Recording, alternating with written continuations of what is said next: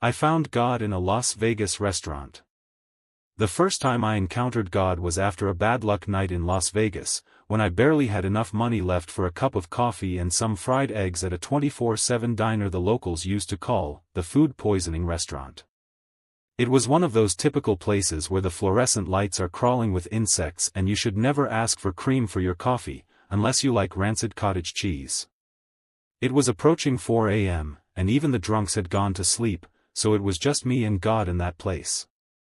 He appeared in the personification of a Las Vegas waitress, a woman who had probably been beautiful 10 years earlier, but now paid for her tobacco addiction and all those years of living under the desert sun with wrinkles on her face. The first time he spoke to me was while I was refilling my third cup of coffee. "How was the coffee?" he asked. "Fine," I replied. Although I would have preferred it to be wine.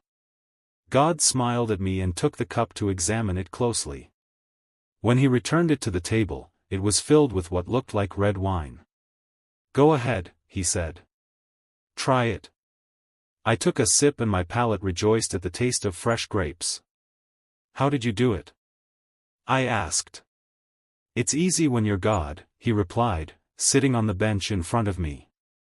That was the right moment for me to get scared, but the presence of that waitress gave me an inexplicable feeling of tranquility. "Are you God?" I asked. "What are you doing working in a restaurant in Las Vegas?"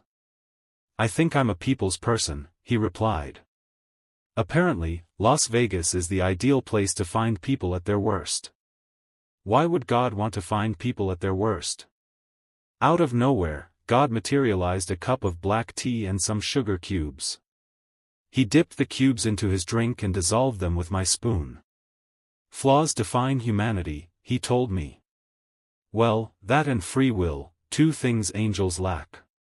If we humans have so many flaws, why did you make us like this? I asked. God looked thoughtfully at his tea before looking at me.